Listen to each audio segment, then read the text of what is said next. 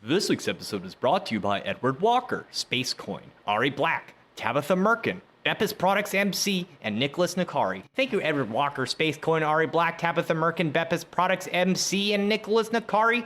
It's with the incredibly generous support of listeners like you that we here at The Whole Rabbit get to keep fumigating the basement living chambers of thousands of modified cyborg hypochondriacs who have, until now, never experienced the unmistakable thrill of having their reinforced plasticine sinus ventricles flushed with 5,000 parts per million colloidal silver solution extracted from the urethra of a reluctant poltergeist we found wandering Ho Chi Minh City and trapped into an unfair contractual agreement to provide us with fresh samples or will convert his entire ancestral lineage to the wrong religion. In this week's episode, we discuss the dark arts of psychological warfare from its ancient origin right up to its modern, high-tech incarnation, which utilizes everything from cartoon leaflets to directed energy weapons, social media, and even Hollywood movies to sway public opinion and destroy enemy combatants before they even put their boots on. In the extended show, we detail how the Satanic Church defector and founder of the Temple of Set, Michael Aquino, directly influenced the United States policy in the realm of psychological warfare and designed a system designed to penetrate the mind of every single person on the planet. Thank you,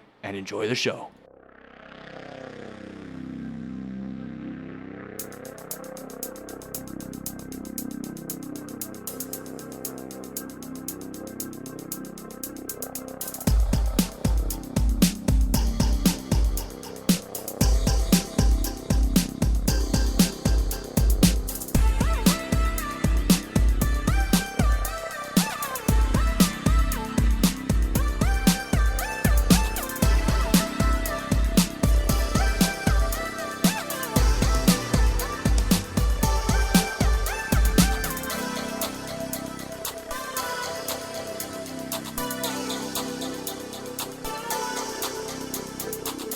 The question of the day is, what kind of psyop is the Whole Rabbit? What are we shilling on this show every week? Globe Earth. I don't think royalty is a good idea. You just said you were. I guess we're selling holes. As funny as that sounds, we're selling rabbit holes for you to jump down. Homer. It's like real estate. Anti-psyop, critical thinking psyop. So we're anti-propaganda. I think it would be like freedom propaganda, but like actual freedom. Not like what we tell you is freedom. It's like literally DIY thinking, because we can't think for you. We only have so many hours in the week.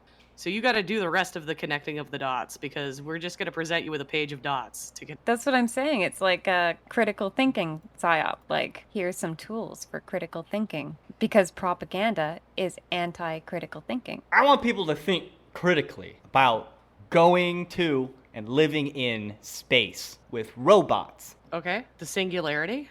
Hello everybody, and welcome to The Whole Rabbit, where we don't just tell you that you're being bombarded by a non-stop psychological assault of subtle, mental, emotional, and electrical means of psychic manipulation built up slowly over time by the incessant repeating of its applied use for generations, turning you into a reluctant automaton controlled by invisible, yet nearly unbreakable political marionette strings being tugged upon by the denizens of the unhinged, corporate interest-seeking, life-denying, soul-sucking, Zeta Reticuli alien-serving government shill employing a network of keyboard spies who dress in digital camo because they hide behind a computer screen all day, programming Twitter accounts and robots to create bad discussions across the internet all day. Nay, I speak for all Americans when I say Mount Rushmore is the best president in the history of the United States. We all should consider ourselves unbelievably fortunate to be alive during the greatest economic recovery in the history of equality and justice, because this week we're discussing psychological warfare, PSYOPS,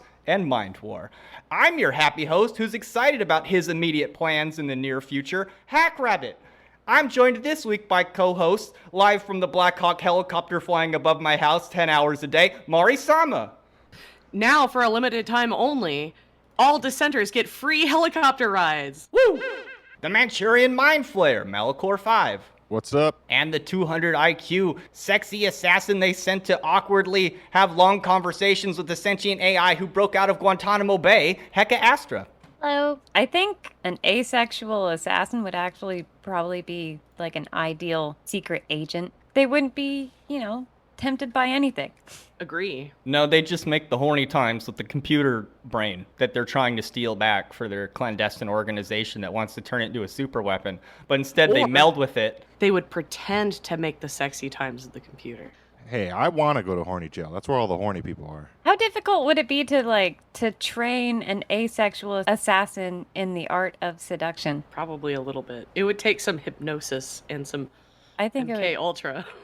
I think so too. I've been hearing high-pitched things like the last few days. Just high pitches out of nowhere. I'm not saying I'm paranoid, but there were a few times reading this hours at a time when I suddenly lost hearing in one of my ears and I had a loud ringing, and same thing happened to me. I don't know. So if you study this stuff, they will blast you with energy weapons. Or maybe you just listen to too much loud music when you were younger. I don't know.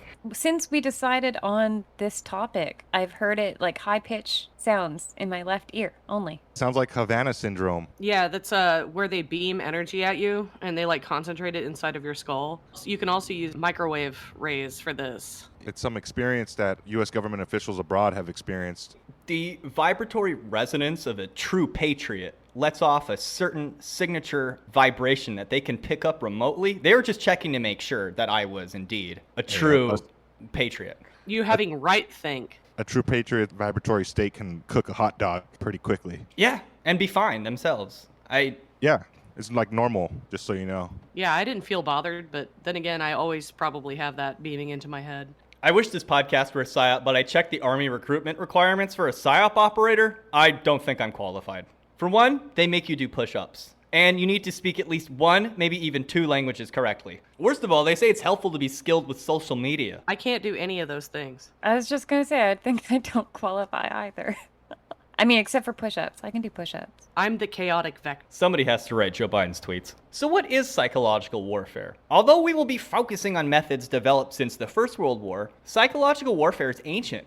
We need only to look to the words of the legendary Chinese strategist Sun Tzu, who wrote The Art of War between 450 and 200 BCE. In the first section, Laying of Plans, Sun Tzu says in The Art of War, line 18, all warfare is based on deception. Line 22. If your opponent is of choleric temper, seek to irritate him. Pretend to be weak, that he may grow arrogant. Line 23 says, if he is taking his ease, give him no rest. If his forces are united, separate them. Oh, just that simple, huh? 2,000 f***ing cavalry troops. Just separate them all, huh? Sun Tzu says so. Constantine Basically- did. Yeah, basically, I think the idea is the war you don't have to fight but can still win is the better route to go. Ding, Yeah, ding, ding. and Oh, yeah.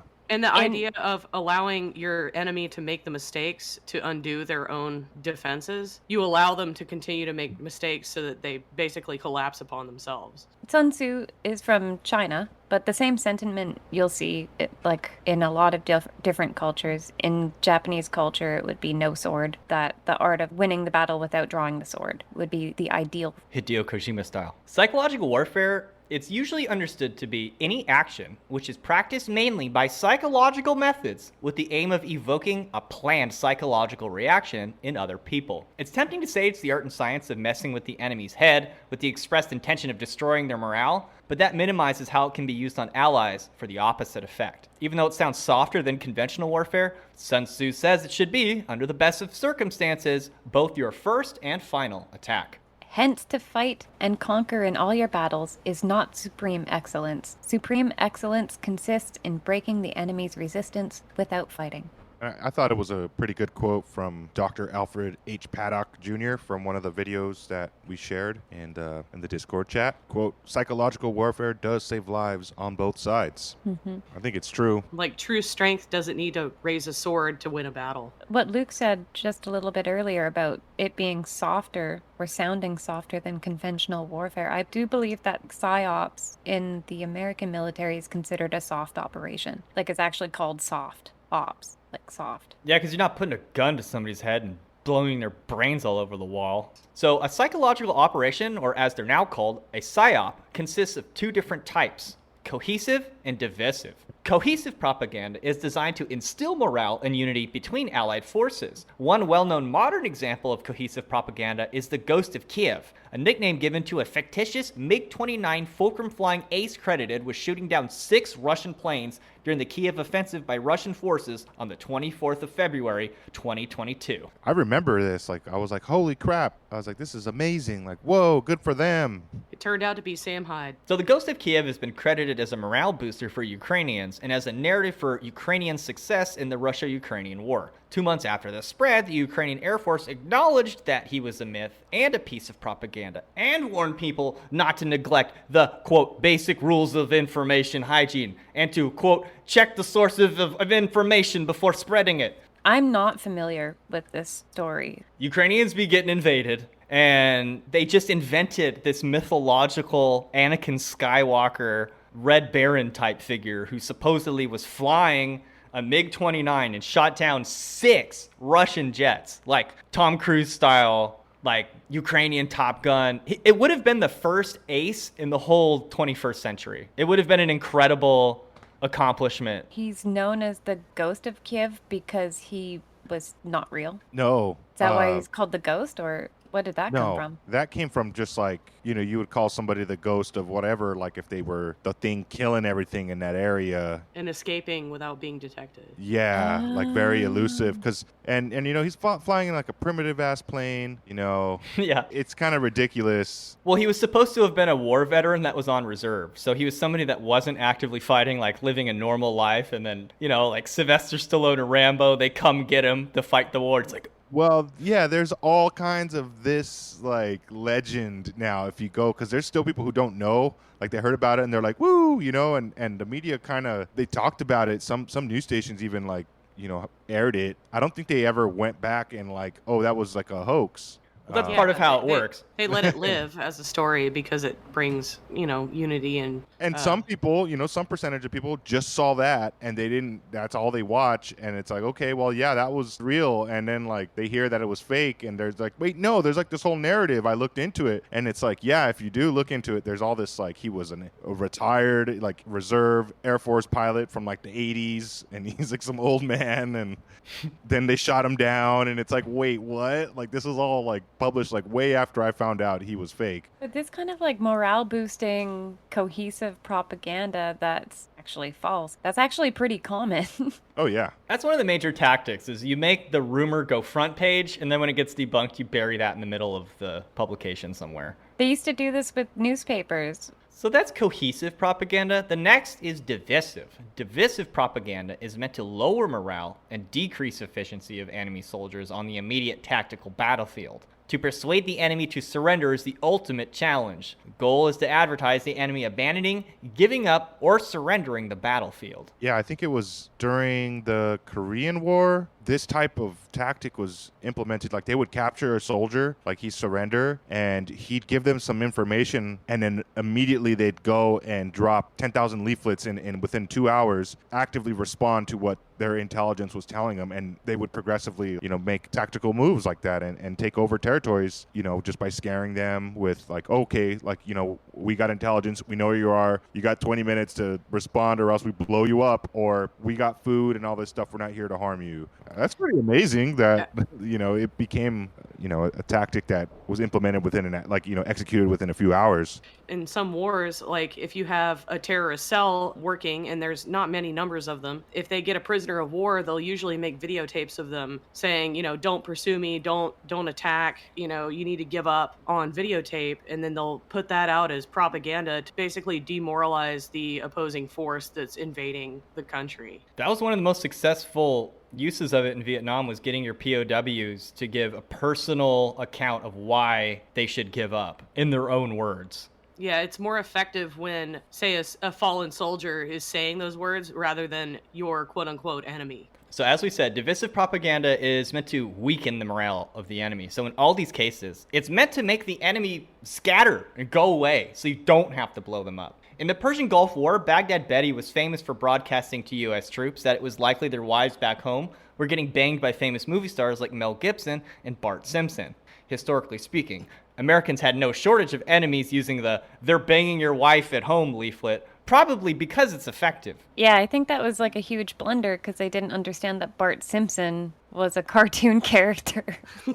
I was going to say, how do you not know that? So, well, they didn't know that. So when they directed their messages, they used a character that couldn't actually bang their wives. So it ended up being more of a laughing stock than effective. You know what we did? We just bribed him with bananas. What? I was not aware of this until we started researching this. I was like, what? This is crazy. This is bananas. By the first Persian Gulf War, PSYOPs had advanced to this point where they were interviewing the current POWs they had taken, which were numerous. And they discovered that bananas were this rare delicacy to the Iraqis. And somebody scratched their chin and was like, we got tons of bananas. What? Like, oh my God? Like, so when they put out their leaflets, they were sure to include bananas in the feast that was included in the POW camp. And the message is pretty clear. Americans, this is like their go-to propaganda tactic. If we take you POW, we will feed you the best food that you are not getting right now. And this is like the number one go-to thing for Americans. They did it in World War I and World War II. This is still a huge part of American PSYOPs, is finding out what your enemy values, like what the opposition gives value to, what their cultural values are, their moral values, like, and then playing on that. They learned that in World War II, and it's still a very big part in PSYOPs today. So while we're tempted to see that as manipulative or evil, the Gulf War stands out in terms of a PSYOP because more Iraqis surrendered than were killed in combat. Sun Tzu would have been proud. In contrast, in World War II, the Germans, they didn't believe that the U.S. were eating eggs and bacon and ham and like American Grand Slams for breakfast. You know, that's what the leaflets were saying they were doing and offering to any Germans who, like, you know, surrendered. It was the truth. Like, in fact, they were eating that every fucking day. And it didn't always work, you know, because the Germans were so far into their... Well, they didn't believe it. Yeah, they were like, there's no way that they can afford that. And it's like, yeah, we There's can no actually. way. Because we're the winning side and you guys are so morally wrong, you guys don't get it. Like, plain and simple. So it actually made them harder to convince later. Well, it forced the Americans to focus on their credibility, which is something that people don't really think about. You have to have good credibility to do a PSYOP. If you have bad credibility, they don't work as well. So if you promise the eggs and bacon, you have to provide the eggs and bacon. Right. You know, the best form of propaganda is the truth. Like, if you can back up what you're pumping out, just tell the truth the whole time. There was some Iraqi that was like, the bananas were real. Banana heaven! I had no clue about that banana thing. That's hilarious. I mean, is it ethical to use people's religious and superstitious beliefs against them so when you're fighting in war, you don't blow them up? From what I understand, in the Philippines, they used ghost noises to scare the enemy. No, in the Philippines, they actually used dead bodies that they drained of blood and put puncture wounds on the necks of. What? Yeah, so in the Philippines, in Philippine folklore, they have aswangs, which is like a kind of a general term for a bunch of different evil creatures, like ghouls and witches and like werewolves and vampires. So they found out about the Filipino folklore. What they did was they put these puncture wounds on the necks of people, hung them upside down and drained their blood out of them, and then went and placed the bodies where they could be found, and it terrified the locals, and it was highly successful. The CIA did this in the Philippines. So later in Vietnam, they did something similar where they had people march around with loudspeakers with voices that were yelling in Vietnamese into echo chambers. And Yeah. it sounded like howling ghosts and spirits. And it was so successful, they had to not use it around the South Vietnamese army because it would scare them too. Yeah, because the Vietnamese lore has to do with burial, like dying without like a proper burial. So if you died, you know, in the rice paddy in combat, then your soul would wander. That was kind of the Vietnamese belief. So they did these loudspeaker playings of recordings that sound like these lost souls. And it was so effective that even the Allied forces refused to fight. So they had to be more discriminating about where they used it because it was too effective. If you want to hear it, just go to YouTube and type "The Wandering Soul Vietnam." It's like a crazy experimental dark track or something.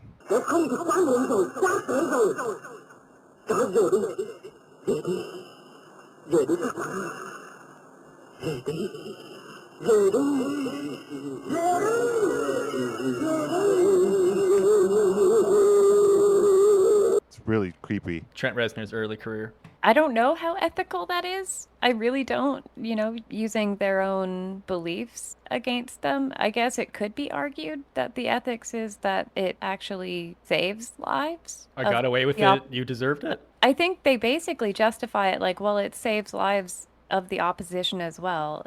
Like, that's the no sword technique also. But I think it probably messes them up psychologically. Yeah, and there's still a warlike aspect to it. Like, a war of the mind is, it may not be physical damage, but you carry psychological damage with you the rest of your life, whereas a wound can heal. Speaking of a psyop giving you a psychological wound the rest of your life, I can think of one that influenced the mythology of an entire culture. It was a symbol that I saw growing up, but I didn't really understand the history behind it. So while researching psyops, it came up. Yeah, this is like psyops used for cock blocking. Towering above Mexico City's skyline are volcanic mountains Iztaccíhuatl and the smoke-billowing Popocatépetl, whose mythology involves a psychological operation so successful it became an enduring symbol of Mexican culture.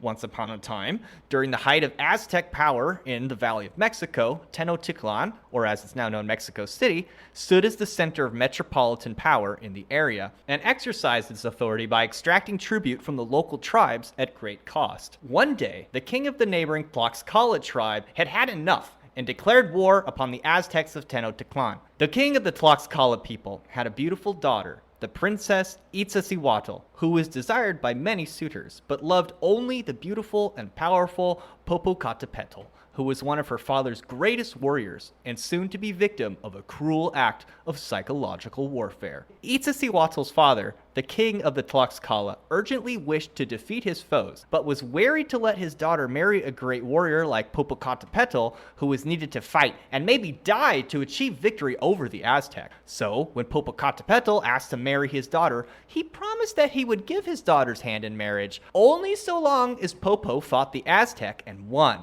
A task he thought would be impossible. Popo agreed and marched off to do battle with the Aztec. Popo's intelligence and ferocity in war proved to be unmatched and was victorious over the enemy Azteca warriors. Glowing with pride and love in his heart, Popo returned to discover his fiancée dead, the terminal sufferer of a broken heart. As Popo quickly learned, Itza had been given shocking misinformation about Popo's campaign against the Aztec by none other than Xitlactepetl, an envious runner-up to seeking Itza's hand in marriage. After brutally killing a few folks in on the conspiracy, Popo marched his dead fiancée Itza to the top of a great mountain, laying her to rest before the sun and kissing her lips for the first time as he knelt down beside her with his torch to smolder in the memory of the lost years that would never be. As snow came to rest on their unmoving bodies, they became Iztaccíhuatl and Popocatépetl volcanic mountains and stand gloriously over Mexico City today. It sounds like Popo wanted to settle down but was tricked into fighting. Well, he sure did settle down into ashes afterwards. That's really sad. There's a little bit more mythology behind it too. He carries his dream, the love that he had, that's dead, carried her up the mountain and put her in the snow and like built a fire and like kept it kindled, because he wanted to just be alone and mourn there. So the smoke rising from the volcano, any lava or destruction that comes from it is from his like raging heart. His breath would be the smoke as he's like up on the top of the mountain. So any smoke that comes out, it's like him breathing. The gods felt bad for him and her, so they turned them both into volcanoes. So the volcanoes themselves are said to be them in some legends. There's a lot of different versions of the story, but they all are based on a psyop, so to speak. I was going to ask you if he died. He eventually like just turns into a volcano, apparently. I was going to say, it sounded like he burned himself with her from what you read. He's like smoldering. His smoldering became this volcanic mountain. Xitlactepetl, the guy that gave the false information, he's another volcanic mountain nearby. My friend's dad growing up, his whole man cave was Iztaccíhuatl, Popocatépetl, Oscar de la Hoya, and like Budweiser girls. That was his whole garage. Right. If you're familiar with, or you grew up around Mexicans, you'd see this like at liquor stores even, but it's of an Aztec warrior holding a woman on a mountainside usually. You would see it everywhere. It's on blankets. She's all limp. Her titties usually hanging out. She looking good. You'll see people with it like in movies with that image. They're tattooed on the back of some cholo in prison. Is this where Bram Stoker got it from? I think it was. I was going to say it sounds a lot like Bram Stoker's Dracula. Winona Ryder killing herself thinking that her love's dead. It's like the same story. Smoldering, much smoldering.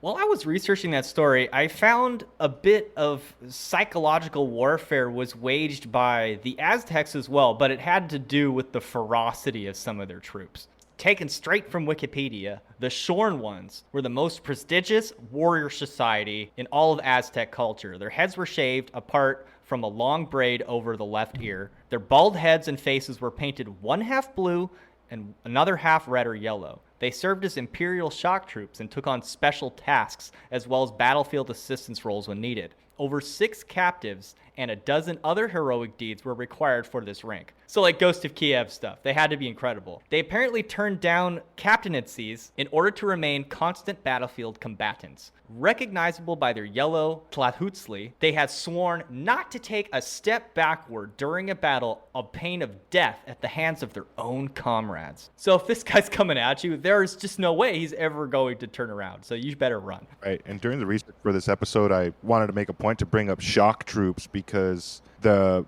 very philosophy behind that type of a unit is to like attack the rear with like your baddest motherfuckers or like specially designed for said scenario to just hit them and hit them with everything and hard so that you break them. You mentally fuck them over that they're probably going to give up or just straight out lose in an instant. Think of like a naked Celt, like a bunch of them, and they're like the top soldiers in all of their tribe. They don't need armor because they're just going to run in from your surprise attack you from the back.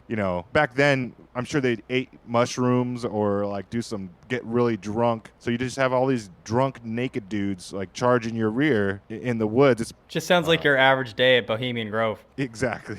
Which brings us to classic psyops of the First and Second World War. The modern psychological operation, or psyop, began in World War I, where leaflets were dropped on the enemy using airplanes or even with balloons floated across enemy lines. Can you guess who did it first? Dropping leaflets? The Germans. In the fall of 1914, the German army began dropping leaflets all over battlefields in France. At first, the Allied forces were hesitant to engage the enemy at this level. Frankly, it just seemed weird, maybe even unholy. Pretty sure like the British reacted to it like, no, we can't do that. That's immoral. It's icky and wrong. This did nothing to persuade Alfred Charles William Harmsworth, 1st Viscount Northcliffe, who was the founder of the still widely popular British tabloid publication, the Daily Mail, and the Daily Mirror. One of his newspapers, The Times, was already well known for having a virulently anti-German sentiment, his critics claiming he had done slightly less than the Kaiser to instigate the Great War. Naturally, it was Northcliffe who partnered with British forces, sometimes with the help of confused and reluctant British officers, to begin dropping leaflets on the German front lines of spring 1915. One famously successful campaign promised that while German forces had run low on food, becoming a POW to Allied forces meant receiving the same food rations as US soldiers. But, as we mentioned earlier, they didn't believe it, and it made it harder for the Americans to convince the Axis powers from that point forward. Nonetheless, Lord Northcliffe's campaigns were so successful, and his anti-German propaganda proved to be so infuriating to the German army, they went out of their way to shell his house specifically with one of their warships, killing his gardener's wife. It was during this time in World War I, Hitler remarked in Mein Kampf that the German soldiers had learned to think the way the enemy had led them to think. So, even on Hitler's account, these campaigns were absolutely successful. Go. Since we're talking about some of the leaflets they used, the Germans falsely, they said untruthfully that the African American troops that were fighting against the Germans would be treated much better than how they were treated back home in America or, wherever they were from. And, those are, I've seen pictures of those and it's kind of crazy because it's just a straight up lie. Which brings us to World War II. Likewise, during Hitler's reign, he expended most of his psychological operations on the German people themselves, attempting to make himself a sort of deity within the psyche of his followers. To counteract this, the British made use of what's called black propaganda, which focuses on disguising oneself as the enemy and attempting to demoralize the population, confound politics, and disrupt the narrative as much as possible. One spectacular example involves the covert efforts of Sefton Delmer, who was born born a British subject of an Australian father living in Germany, where he learned the language natively as a child. During World War I, his father, who was a German university teacher and publisher of school books, was interned as an enemy of war and repatriated with his family to the UK after a prison exchange program. Delmer worked as a freelance journalist until he was recruited by the Daily Express, also a modern tabloid publication, and became the first British journalist to interview Adolf Hitler in April of 31, which got him close enough to the Nazi Party to begin gathering information and sending it back to Great Britain until eventually the Nazis began accusing him of being MI6. Shortly after, the British political warfare executive would call upon Sefton Delmer to deploy a multitude of different psychological warfare campaigns against the Germans. Amongst his project was GS1, a fake pirate radio station that claimed to be operating covertly within Germany, but was actually recorded on glass disc and then transmitted from shortband radio near England. GS1 was hosted by Peter Seckelmann, a German refugee who played the character of Der Chef, a supposed Prussian officer of the old school who is totally loyal to Germany. Most of Der Chef's diatribes were directed against low and middle-ranking Nazi party officials, the so-called Parti Commune, which he portrayed as selfish, corrupt, and sexually depraved gangsters whose behavior shamefully contrasted with the devoted to duty shown by our brave troops freezing to death in Russia. So aside from criticizing mid-level Nazi officers, Der Chef also encouraged his audience to question Hitler, that if a command came from the Nazi Party that you didn't agree with, you had a right to question. Naturally, this was a cause for considerable upset. The heck is a glass disc recording? Some high-tech shit. Recorded on glass disc? Yeah, the Brits had Yeah. glass discs. Is that better than vinyl? Probably. Is it just like a glass record? Yep.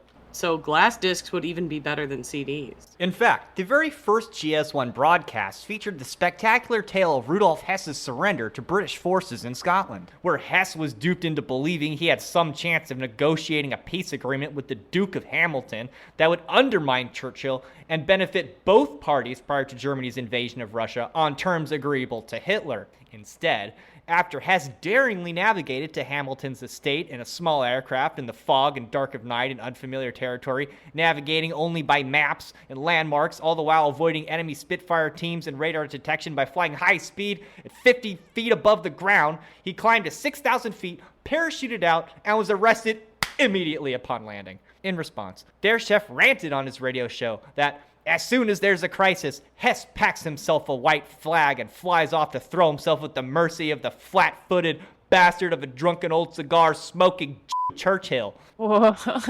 This caused such an uproar that Joseph Goebbels, minister of Nazi propaganda, feared that the British would use Hess as part of a devastating campaign targeting German morale. He worried in his private journals on May 14th that the German public was rightly asking how such a fool could be second to the Fuhrer. As an addendum to this story, I've long heard rumor that it was Aleister Crowley who provided the bogus astrological charts to Hess, which were meant to erroneously confirm his predestined success in the matter, and Hess parachuted out of his aircraft completely covered from head to toe in occult astrological symbols, as if the entire operation were a giant ritual. This is crazy. I had no idea. Yeah, didn't he like write a letter to Britain and he was like trying to get correspondence with somebody? He And wrote then- to the Duke of Hamilton, but the Duke never got back to him because British Secret Service intercepted the letter and read it. Right. And before they like he just left Germany without any response. Like Yeah, he got left on red and then just left anyway. he's like, "You know what? Just get my plane ready." And he like trained for it and everything. Like He picked out a special plane. He figured out what would be the most maneuverable, what could evade a Spitfire. He figured out how to like fly at night and by landmarks, and he said it was the proudest moment of his whole career. He obviously never should have got into politics. His plane crash landed 6 miles from the Duke of Hamilton's house. He got really close. But because he had those BS astrological charts, he was convinced that the Duke of Hamilton would concede to Hitler's terms. And he would be this great German war hero that would have got the British to like concede to like losing basically. And it would have allowed Germany to fight on one front against Russia. And who knows, that would have completely changed the course of history perhaps. right, if it isn't clear, this guy was going to Britain to talk to terms on how Britain was going to surrender to the Nazis. Like some And peace they- agreement, yeah, that Hitler would agree to. And made like a complete fool of himself in the process, which is hilarious. I think it was after this point Hitler cracked down on the occult in Germany. He's like, we can't have these people running around saying whatever. It's true if you look up the story that after this, Goebbels was like, yeah, we got to get rid of all these magic doing fucking voodoo, fucking, witchcraft motherfuckers because they're messing everything up. Only we're allowed to do it. Yeah, secretly. They looked at Nostradamus's stuff and were like trying to prove that it was them. They were the prophesied ones, and they were actively using people's superstition and religious belief constantly during World War II. That's what you do. You use the enemy stuff and you kind of appeal to them with a new method that you're claiming to introduce. And some people might fall for that. That's a psyop for sure. So to wrap up this particular project, the final broadcast from GS1, late in October 43, was scripted ostensibly to have the Gestapo storm the station and shoot Der Chef on the radio live. This ended the show. That was the end. So you were supposed to believe that your best friend, your little like Alex Jones character, had just been shot dead on the radio by the Illuminati reptilians, basically. And you were supposed to feel demoralized if you were a German who liked the show. I gotta hand it to the Brits. That is some trolling. That is some, like, top that's tier. pretty brilliant. Pretty brilliant. Like, way to clown the Germans. This, however, would only be the beginning, as Delmer went to create various different fake German radio stations featuring jazz music, up-to-date dance hits, and reports of German soldiers' wives getting banged by foreign workers back in Berlin. This did wonders to reduce German morale on the front line. For these efforts, Sefton Delmer was included in the Nazi Party's Black Book of Public Figures, meant to be persecuted specifically once Britain had become an occupied territory. However, thanks to efforts like Sefton Delmer and Lord Northcliffe, this would never come to pass. It seems the British were way better than the Americans, who really only got involved in dropping leaflets after they were grouped in with Allied forces in Africa 1942. In the beginning, they had a bit of a bad habit of offering surrender to German forces who were already on winning streaks and just making themselves look bad. So while Americans have classically stayed away from using pornographic images in leaflets, the Germans and Japanese were quite fond of them. The reasoning was simple. If a lonesome GI thousands of miles from home was made to remember his wife or girlfriend, especially naked and in the arms of another man, they would invariably lose their will to fight and be useless on the battlefield. However, for Americans, it seemed to have the opposite effect. The Germans overplayed American anti-Semitism and often portrayed the offending male in cartoonishly racist and exaggerated features. The Japanese approach was similar, but even more graphic. While the Allied troops were indeed horny and miserable, the leaflets seemed to have the opposite of the intended effect. In fact, some soldiers expressed great disappointment when Japanese leaflets ceased dropping. In Germany's case, leaflets were often dropped separately in numbered sets of 6 and became a sort of trading card game, cigarettes and other commodities being traded for entire sets. The result seemed to be that instead of lowering the morale of troops, the use of sexual leaflets actually raised it. That's also funny. I mean, it's also like a projection thing, because you have to kind of like look into yourself, like what would hurt my enemy? Like this hurts me. Let's print some of these, like your wife's getting fucked, at home by By Bart Simpson. Yeah, let's throw that on them, like that's gonna make them feel bad.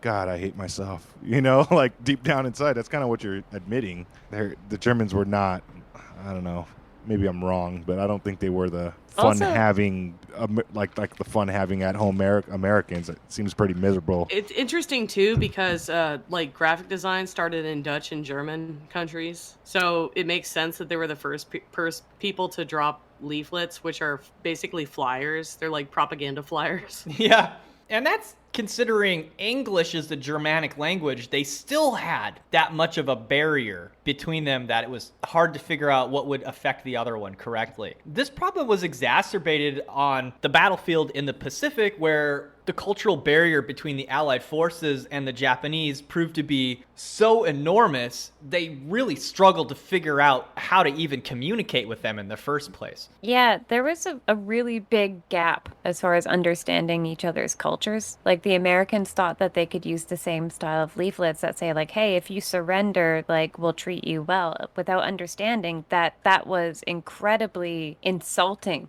in Japanese culture. Yeah, absolutely dishonorable. Like, the word surrender in Japanese was like disgusting. It leaves a bad taste on their mouth. So like they didn't understand the culture at all or how to approach it with the leaflets. And it wasn't until like they started talking to Japanese Americans that were in internment camps that were actually willing to work with them that they figured out like, oh, that this is such a hugely different culture to our own and we have to word this differently. They had it pretty well figured out with the Germans because they understood that the German culture was very into following orders and regulations and rules, right? Like following a process. So when they printed out the I surrender slips for the Germans, it was like, this is how you do it. You offer surrender this way. You walk this way and do this thing. This is the official way to surrender. Signed by FDR himself. And it looks like an official slip.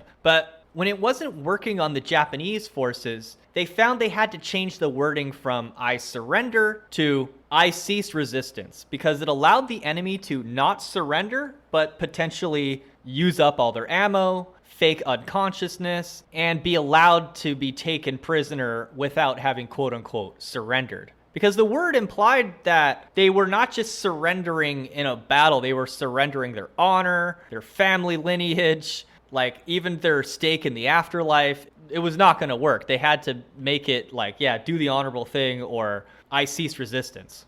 With the leaflets that they were dropping in Japan, once they understood the culture a little bit better, they changed their approach to being like, do the honorable thing. And it wasn't until they like took that approach of like, do the honorable thing, that I believe it was the emperor in Japan, like once he had seen the leaflet that said like, do the honorable thing, he said that he knew that was the end. Like that was the effective leaflet for the Japanese people. Yeah, it's a different cultural language. Yeah, and like it was definitely a hurdle to get over. Like how do you use this method on an enemy that won't surrender? Yeah.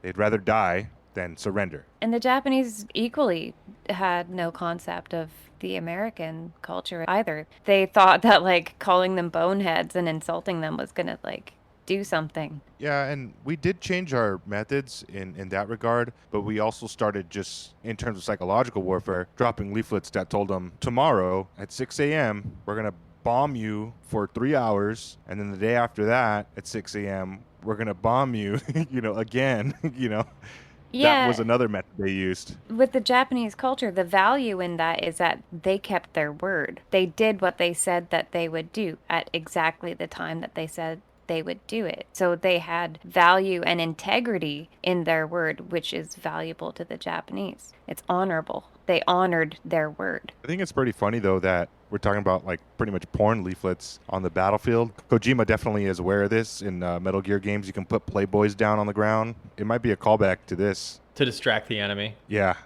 Because then you can sneak past them. Like, you can just put a Playboy down, and then they're like, oh, what's this? Ooh, and they're just like in the corner with hearts popping out of their head, and you just sneak right past them. The role of psychological warfare would change drastically after World War II. With the Nazis defeated and Japan quickly moving towards surrender, a new threat loomed in the distance, a potential nuclear holocaust with our former allies, the Soviet Union. Harry S. Truman, the only U.S. president to never graduate college, famously followed in the footsteps of FDR and inherited the heavy burden of what to do with the newly militarized United States of America. Prior to World War I, America hardly possessed any imperial power, let alone a formidable military. After World War II, America was the most powerful and vast military society the planet had ever seen.